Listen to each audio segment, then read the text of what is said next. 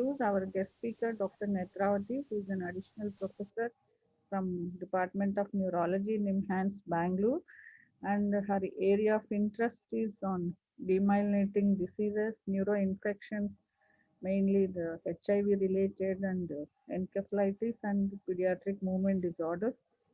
And she runs multiple sclerosis NMO clinic at NIMHANS on every fourth Saturday, and she has got many publications, and currently she is part of COVID-19 Neuro Research Coalition, and she is going to talk on NMO versus MOG related disorders.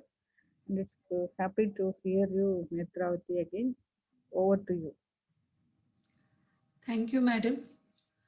It's a pleasure to be introduced by none other than Vengama, madam. Thank the chairpersons, the organizers, Dr. Balabhadra Venkatraju, Dr. Ramesh, who have given me this opportunity to be present in this conference. So I'll be basically talking on the NMO MOG related disorders. The topic was on radiological and management aspects. But I'll be giving few features of clinical features because we'll be able to understand the radiology only if we know the clinical features. So I'll go step by step in this. So initially we know that when NMO-MOG was discovered, it was considered as a demyelinating disorders, a primary demyelinating disorders. Now we consider multiple sclerosis as a primary demyelinating disorders, but aquaporin 4 and MOG related disorders are not a pure demyelination. Why? I will explain in this diagram. So if you take this diagram, so this is the neuron which has a cell body and this is the axon. So you can see that the myelin sheath which is enclosing is actually lost in multiple sclerosis. Whereas we have the supporting structures which are the astrocytes and oligodendrocytes. So in aquaporin, your basic pathology is at the foot process of the astrocytes, which that's the reason it is called as astrocytopathy. Whereas in MOG related disorders, it is basically involving the oligodendrocyte. So it is called as a oligodendrocytopathy. This is the basic anatomical differences between all these three disorders. Why we need to understand this? Because the clinical features are different and management is different because of the pure anatomical. Whereas in aquaporin, what happens is the receptor itself is pathogenic, though it is just not a biomarker, it is also pathogenic. Whereas it is not so in a demyelinating disorder. That's the reason we need to understand this. So clinical features, all of us are aware. I'm just going to enlist. So initially I'll talk on aquaporin and then on the MOG related disorders. So the clinical features, we can take this diagram into consideration. First is the optic neuritis. Then coming from top to bottom, we have the symptomatic cerebral syndrome where patients present as psychosis, cognitive disturbances or behavioral changes, and they can be misdiagnosed as autoimmune encephalitis and treated with steroids. But if you see, both of them will require initially steroids itself. So this can be misdiagnosed as autoimmune encephalitis. The third is the diencephalon involvement, where they can present as narcolepsy, sleep disturbances, weight disturbances. Then is the fourth brainstem involvement, and then area postrema syndrome and myelopathy. So these are the 6 core clinical features of aquaporin 4 related disorders. And among these 4 features, that is the optic neuritis, brainstem, area postrema and myelopathy, these are the 4 which are more common. Whereas the other 2, that is the cerebral and diencephalon, are rare and can result in misdiagnosis. So we should remember these 6 core clinical features because whenever we try to diagnose a patient with aquaporin, if any one of this syndrome is there, along with your aquaporin 4 antibody, then you're sure it is a aquaporin 4 related disorder.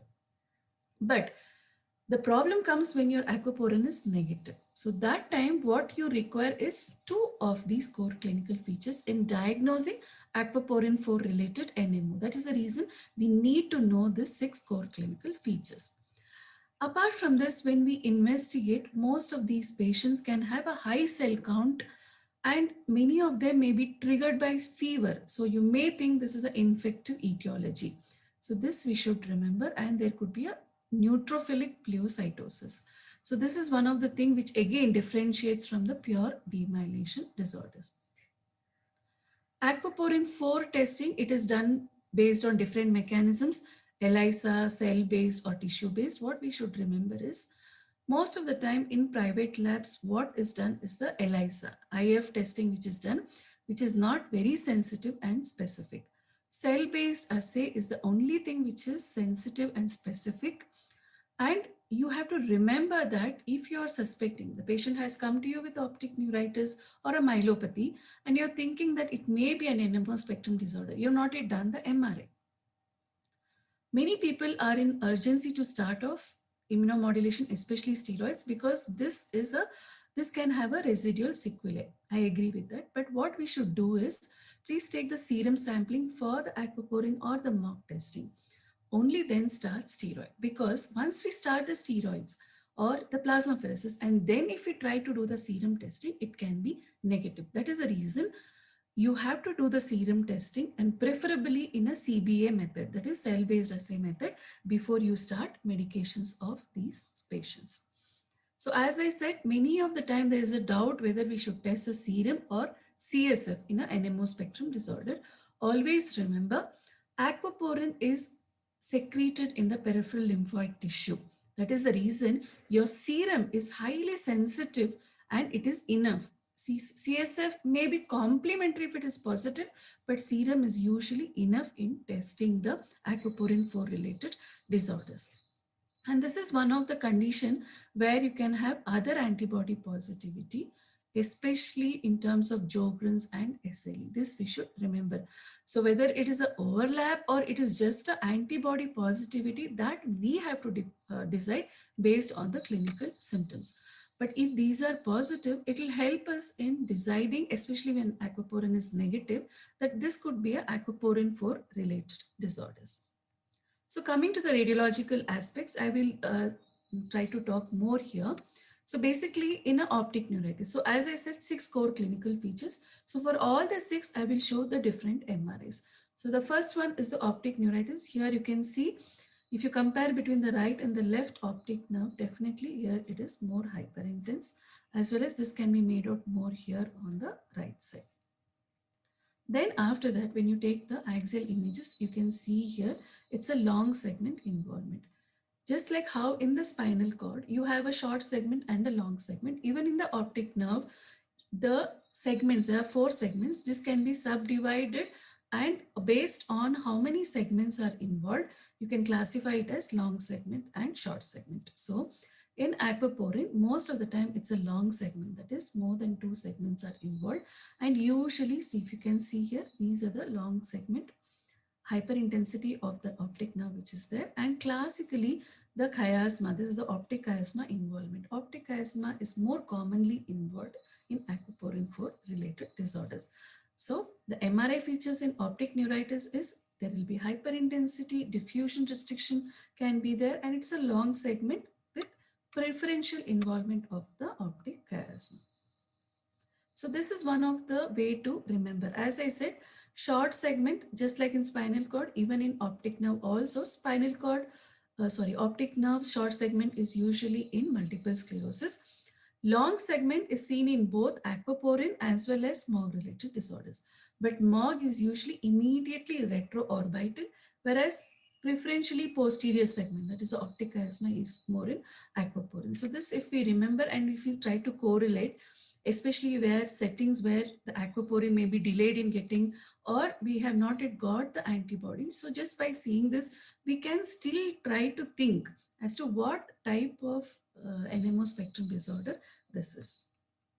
So coming to the next frequent feature, that is the myelopathy, where you can get a LETM. LETM is a longitudinally extensive transverse myelitis.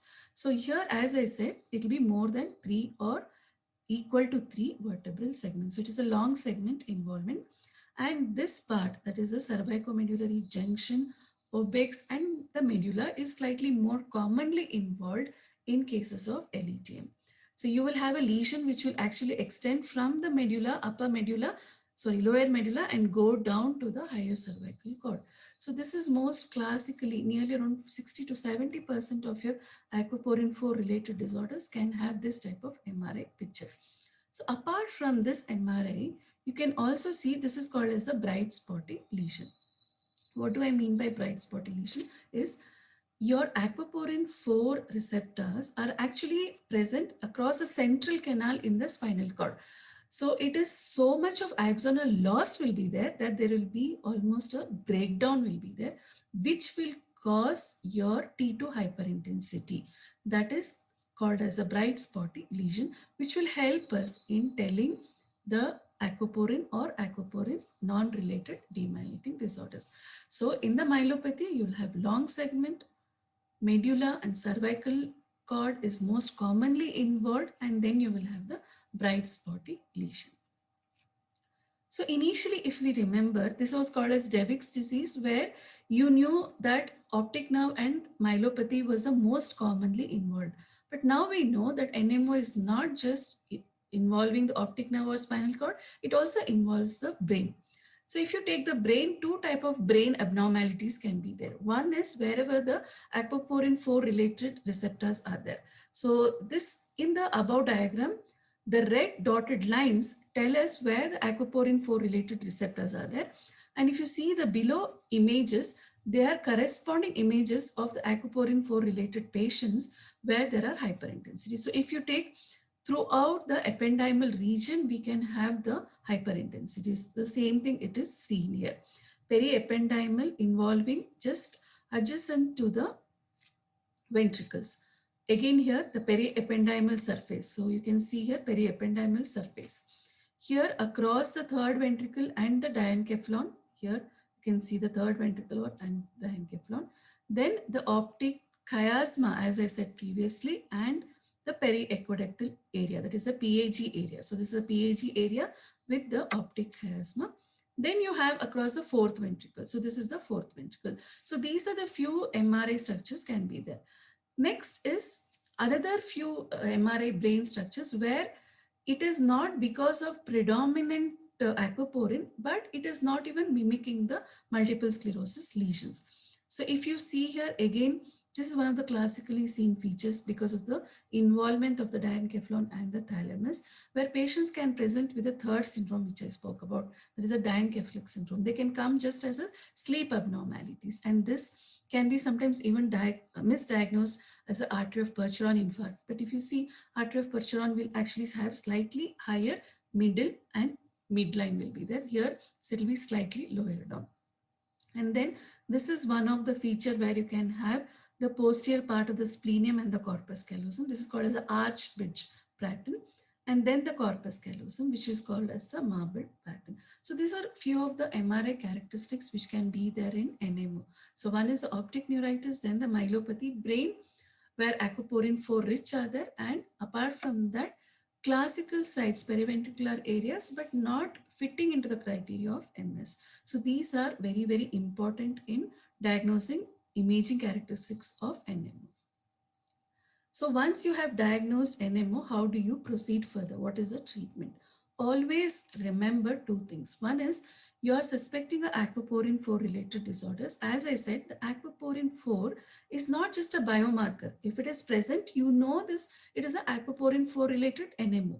But also what we have to remember is the aquaporin 4 receptors themselves are pathogenic. What do I mean by that? If you remember in myasthenia gravis, your AChR receptor also is pathogenic. So you need to wash out them. Similarly, in aquaporin 4 related NMO also, you need to wash out those aquaporin 4 receptors. So in the acute period, it is not enough of if you just give steroids, you need to give plasmapheresis so that you cause a washout of those receptors. Your steroids, your rituximab, many people what they are doing is, I don't have facility for plasmapheresis, so they give rituximab. We should remember, you're giving steroids, you're giving rituximab, they are going to prevent further production of aquaporin 4, but they are not going to do anything for already present aquaporin 4 in the body. So those aquaporin 4 has to be washed out only by plasmapheresis. So in the treatment, in the acute period, very, very important, you should have both steroids and plasmapheresis. After this, maintenance period has to be any of the four immunomodulations which I have described. So as I said, methylprednisolone and plasma exchange, minimum 5 and sometimes 7 we may require. Whereas in the maintenance phase, we can either give rituximab, azathioprine or mycophenolate depending on their affordability and contraindications in giving the medications. So how do we start? So if you are giving rituximab, one thing what we have to remember is rituximab has a tendency to release BAF in aquaporin 4 related disorders. So you would have given steroids, you are giving plasmapheresis, and then you'll start rituximab. But what many people do is rituximab is given, they feel that it is enough and they very fastly taper the steroids and stop. But when you do that, the BAF gets released. That is, when the BAF gets released, you have more of aquaporin 4 again getting secreted. That itself can cause further worsening of aquaporin 4 demyelination. So you have to give minimum 6 weeks or 8 weeks of steroids when you're giving rituximab. This we should remember. So rituximab initial period has to be supplemented with steroids. Once the rituximab starts action, then the steroids will not be required. And then we continue every 6 months. There are two schools of thought. Some people say that you monitor based on CD19. Some people say no, do not monitor by CD19, because what happens is your CD19 may be just 0, but within 2 weeks it will suddenly rise up to 10% and cause a worsening. And we know that in aquaporin 4 related disorders, even one relapse will cause a irreversible neurological deficit. That's the reason some people say that at every 6 months you just give rituximab without having any CD19 monitoring. Apart from that, it is not that rituximab is the only drug of choice. We should also remember, especially non-affordable patients, we can still give azathioprine and mycophenolate, and this is quite helpful. Only thing is, until these two medications act, we may have to give steroids also for a longer period. In azathioprine, we may have to give for 6 months steroids. So that time the side effects and infections may be higher, but over long term, it may be okay. Mycophenolate, minimum 3 months or 2 months, you will require a supplementation with steroids. So these are the few things we should remember. So as I said, in aquaporin 4 related disorders, so in case they are not responding to rituximab, there are many other monoclonal antibodies which have come up, like eculizumab and satralizumab and inebilizumab, which has come out recently in the market. So these are few studies which have been done from India. Professor Singhal and Dr. Lekha Pandit, who have been the pioneers of starting the CNS demyelination in India, gave the initial studies on aquaporin 4 related disorders. And then this was one from Jaipur. And this is a study from NIMHANS, our institute, where we studied 103 patients of aquaporin, 101 patient of aquaporin 4 related disorders. So at the finally in aquaporin, what I would want to stress is, remember, the antibody is not just a biomarker, it is a pathogenic also. We should remember the 6 core clinical features and then correlate the MRI. So then we will be able to tell the MRI correlation with the clinical syndrome. And then always send your aquaporin for antibody before you start immunomodulation, especially steroids, and plasmapheresis is a must in the acute period. And your maintenance therapy will depend on the patient's affordability. So now in the next few minutes, I'll talk on MOG related disorders. So many of the things which I've already told in NMO, I'll not be telling, but main thing I'll try to focus on how is this different from aquaporin 4 and why we should diagnose this and how we should treat. That is the thing which I'll be talking about. So one thing, the MOG related disorders, as I said previously, it is oligodendrocytopathy. So based on what is the clinical syndrome, it is called as MOGAD, that is MOG associated disorder, or if it is causing an encephalomyelitis, it is called as a MOG associated encephalomyelitis. So I would want to tell the clinical spectrum.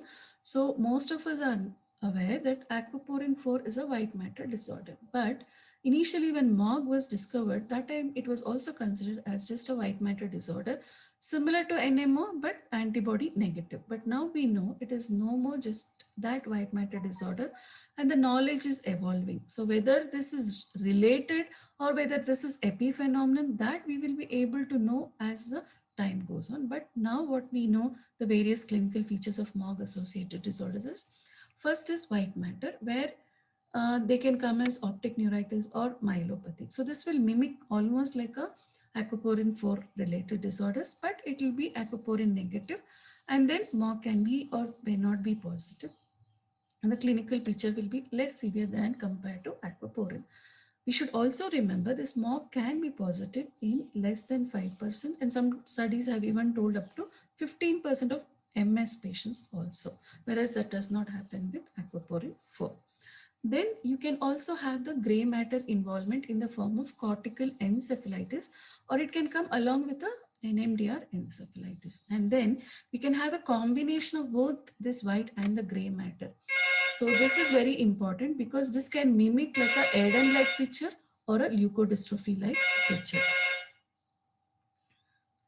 Next is the meningeal involvement, which can present as aseptic meningitis. There are many patients who have come with just the meningitis-like picture, but these are rare case reports where they have found that antibody was positive. And then you can also have a picture where there can be both the gray matter and the meningeal involvement in the form of meningoencephalitis. So if you see, the spectrum of MOG is evolving, the knowledge is evolving. So it is not that all patients of wherever any condition comes, you are just going to do MOG. When I say that there is a spectrum of clinical features which are involved, we should also know that we should have a clinical, radiological, and antibody correlation. Because even in healthy population, also your MOG can be positive in less than 10 to 15%.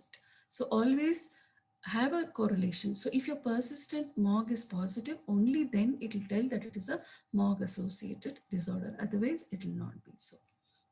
So the disease course can be three types. One thing is, this is one of the disorder, like in aquaporin 4 and MS, we know that they are chronic disorders and we need to give treatment for a long time. But in MOG, you can have three spectrum. One is a spectrum where it can be triggered by infection or vaccine. So it will be just like the initial what we knew about post-vaccinal or a post-infectious demyelination. So it is just a one-time event, or it can be a monophasic or a relapsing. So these are the three ways it goes on. So it is important for us to identify whether it is monophasic or relapsing, because in monophasic or post-infectious causes, you will have to give just a short course of steroids or IVIG, whereas in a relapsing or a chronic form, you'll have to give even immunomodulation for a longer period as a maintenance therapy. So this is the difference which can be there compared to other antibody disorders.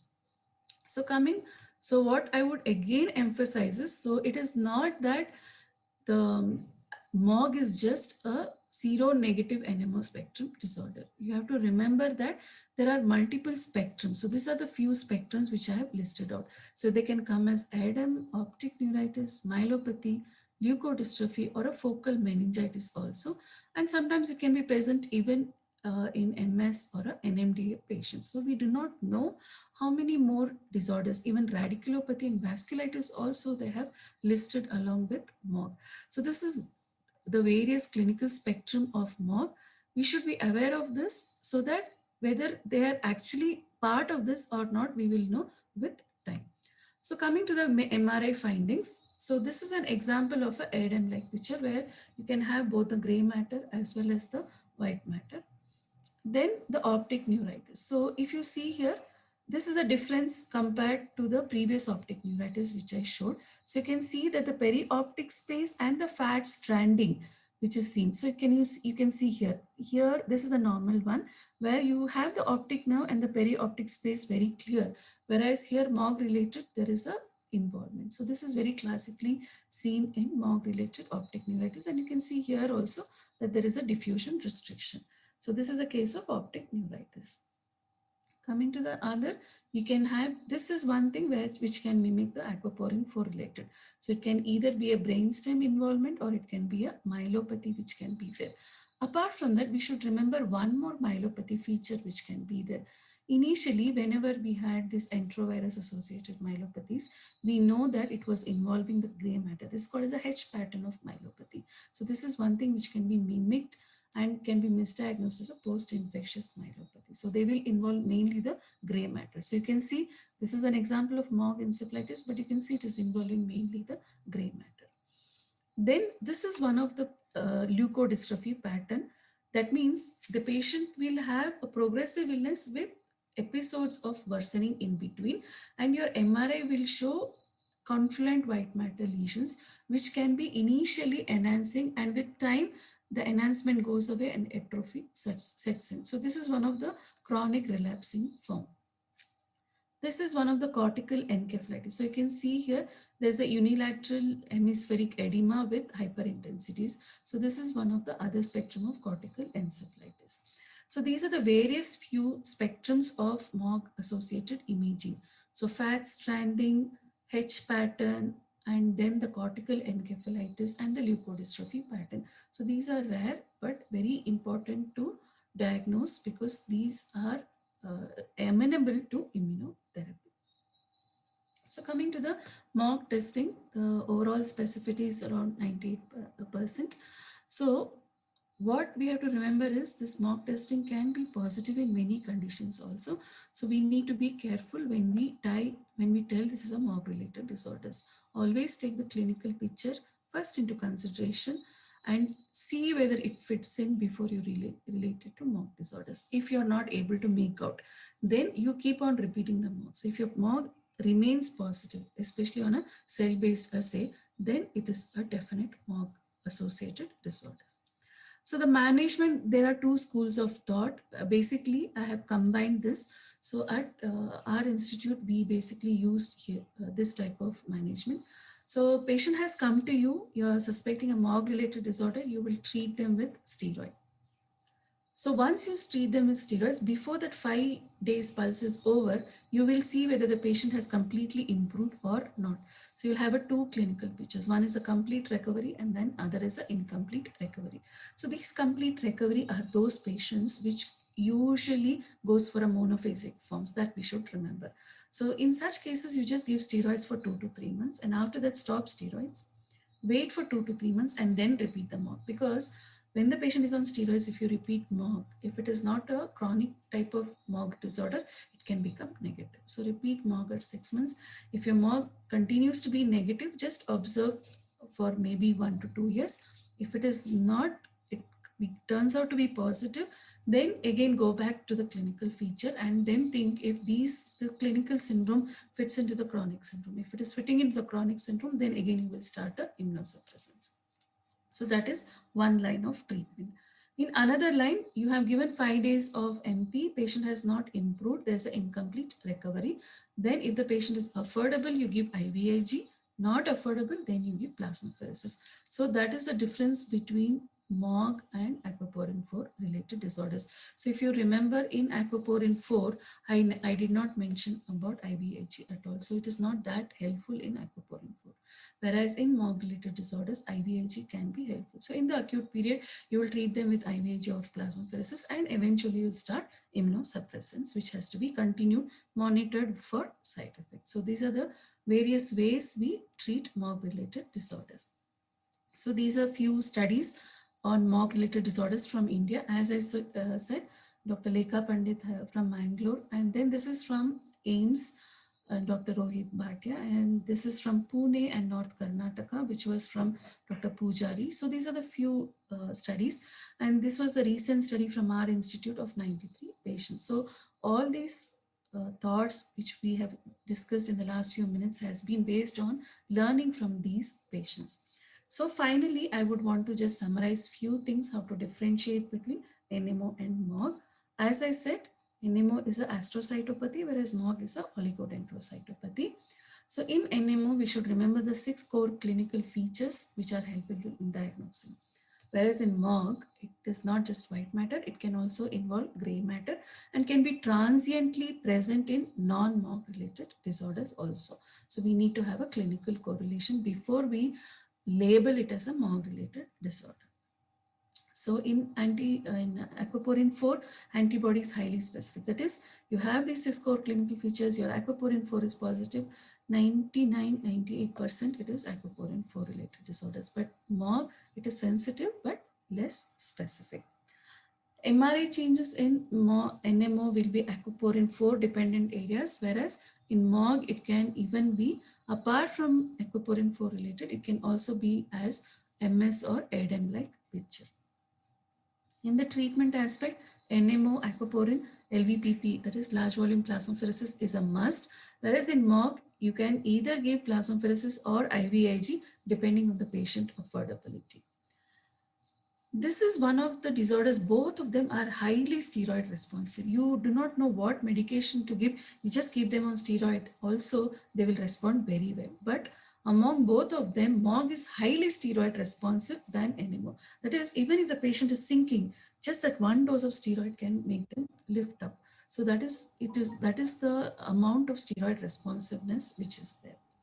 In a aquaporin 4, once you diagnose aquaporin 4, the long-term treatment is required. Whereas in MOG, after few years, when there is stabilization, remission, antibody negative, you can stop treatment. So these are the few differentiating features between aquaporin 4 and MOG-related demyelinating disorders. So finally, I would emphasize that as in neurology, clinically seeing a patient is very, very important. Just by your imaging and your antibody, we should not be diagnosing. First, take the clinical picture and then fit into your investigations.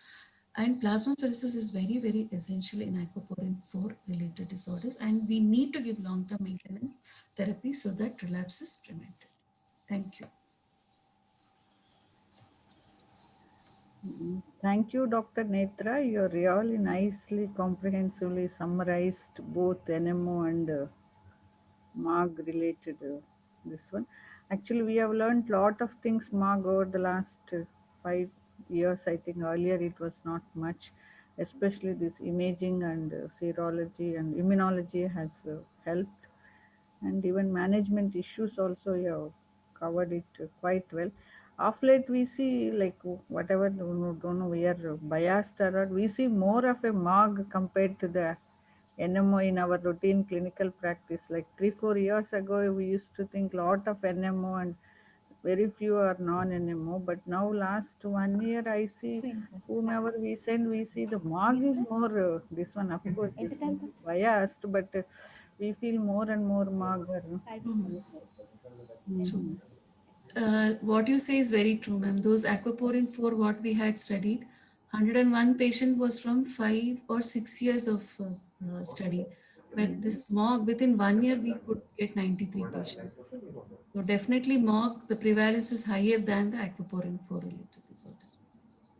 Actually, I used to wonder, like in our place, it is like that or all over this one, because 2 3 years ago, this many MOG we were not seeing. Now almost every other patient with the suspicion of clinical thing, more of them are. Of course, management also it's True, ma'am. we have Very well true. understood better than earlier. Like, True, ma'am. hmm.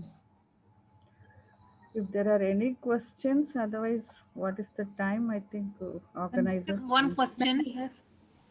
Yeah. Madam, when the plasma pheresis should be given, is it after 5 days of methylprednisolone or along with methylprednisolone in NMO? In NMO, there are few studies which have shown that plasmapheresis and steroids have to be combined and given. It does not, that giving plasmapheresis does not wash out the steroids. So ideally what we should do is, morning you start the patient on plasmapheresis, the patient comes out from plasmapheresis within 2 3 hours, and after 1 2 hours, you can start the steroid. So that way, alternate day you will be giving plasmapheresis, large volume plasmapheresis, and everyday steroids. So it will definitely improve. So in one way, there will be washout. In one way, it will be preventing the production. So both together will have a complementary effect. Okay. There is one more question from the chat box. Like, how often does one see RO and LA antibodies in NMO and MOG-ST? In NMO, it is quite high, around 20. Some studies even say 40% also, RO lab being positive. As I said, this will help in aquaporin 4.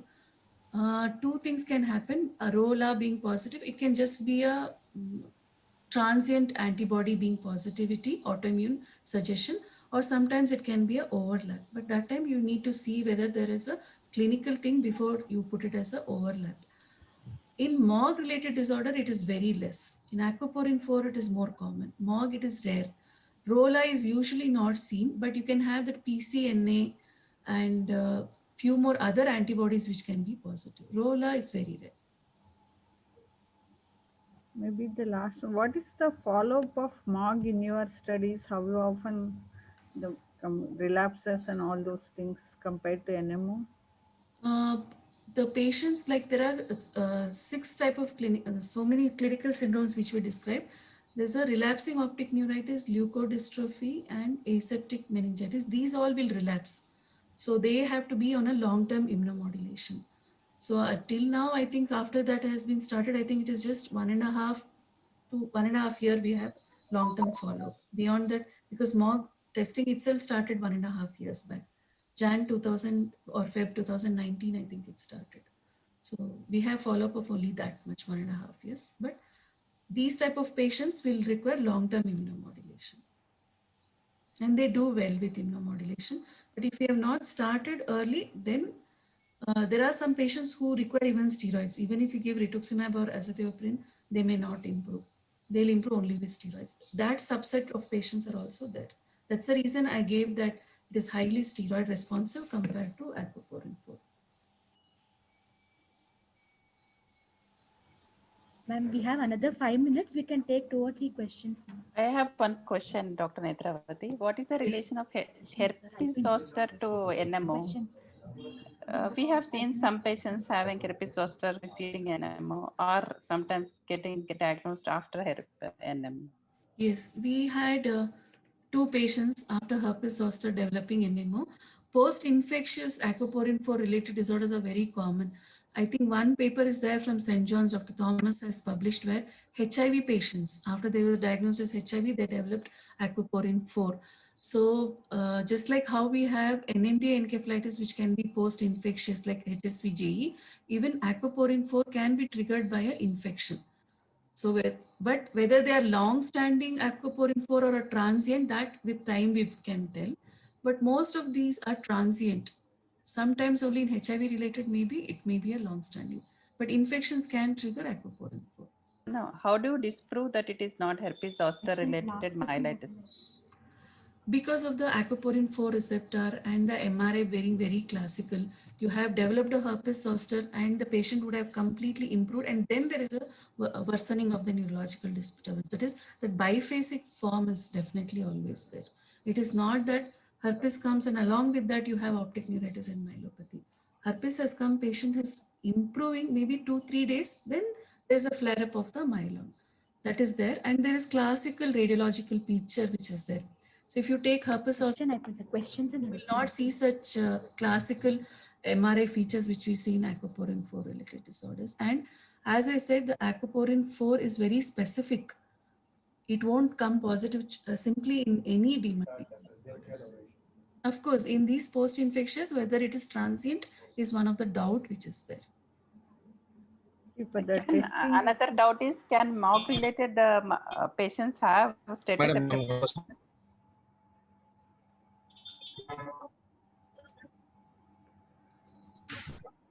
I didn't hear your question, ma'am. Jabin, you complete your question. No, sorry, ma'am. Can MOG encephalitis patient present with status epilepticus? Yes, yes. That cortical encephalitis picture which was shown, this was actually, we had only one patient in our study. In Lancet, there is around one paper where they have described on seizure status epilepticus presenting as cortical encephalitis. All of them were MOG positive. That is very well known now. But the diagnosis like NMO, is it in MOG also? Is it serum is enough or CSF is a better sensitivity? Serum is enough, ma'am. Serum is For enough. MOG also? For MOG also, because MOG is again secreted in the peripheral tissue, not from the intrathecal. So serum is enough. Madam, I have a question, madam. Yes, sir.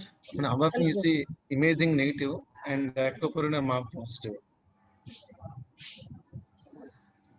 We have not seen, but there were some 2-3 referrals where we had got, where the patient had developed already myelopathy, aquaporin was positive, but MRI was negative. We have seen maybe very less, maybe 2-3 patients we have seen till now.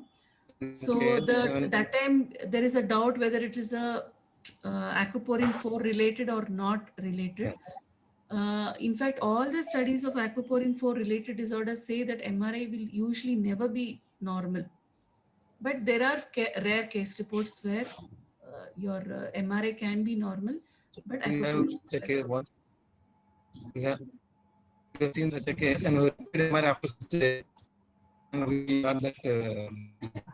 Gopi, So, your audio I is mean, not very clear, ma. best time to repeat the MRI. Gopi, your audio is not clear at all. Is We- there a false positives NMO, ma, Netra? rare, ma'am. Rare it is. Rare reports where aquaporin more can be transiently positive, but there is something called titers. That time when there is a very low titer, the aquaporin can be false positive. Otherwise, high titer is always true positive. Hello, ma'am. This is Dr. Niharika from Neurology NIMS, Hyderabad. May I take this opportunity to add on something which was asked by Dr. Vengama, ma'am? Follow-ups of mock positive. Yeah. Ma'am, actually, in Nizams, we have one patient who's under our follow-up for the past 9 years, but still, initially he had recurrent LETMs and one sciatic neuropathy before the diagnosis of MOG was made. Later on, when he had frontal disinhibition when he entered into our cabin, then we realized that there is something going wrong in the brain too, and we saw lots and lots of atrophy along with subcortical white matter changes going on. So this man was is receiving right now rituximab along with steroids. The moment we take off steroids from 20 to 10 milligrams or 10 to 5 milligrams, he drops down. Again, he'll have either optic neuritis or he'll have myelitis as his presentation. The other patient is from 2014. This is a girl who is into her MBBS and she is to take her exams in her second trimester. Because of the neurobechet's like syndrome. It was complete brainstem, multiple cranial nerves, and then cerebellar ataxia, spastic ataxic syndrome right now. She also is under our follow for the past 6-7 years, and she was also not really responding well with rituximab along with steroid low dose possible. And we have a patient who has her 9th attack of optic neuritis. Yesterday, she got admitted again. Yes, she is completely responding only to steroid, nothing else. So this girl is actually responding moved from 10 to 7.5